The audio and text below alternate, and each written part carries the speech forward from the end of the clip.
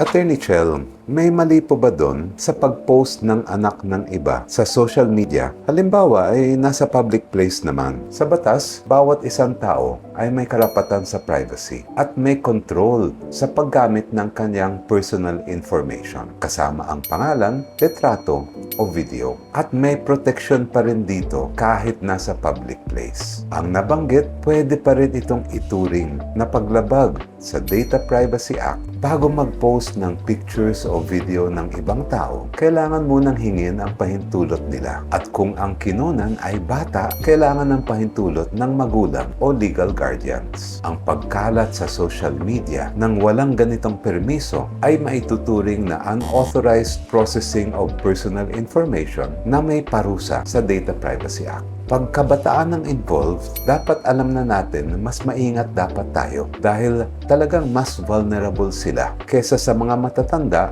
who should know better. Kung ang ginawa o sinabi sa bata ay may epekto which debases, degrades, or demeans the intrinsic worth and dignity of the child, pwede pa yun ituring na child abuse na may hiwalay pang parusa. Laging tandaan, irespeto natin ang isa't isa, bata man o matanda. Sana nakatulong ito and follow for more legal guidance. Yan ang explanation natin sa tanong na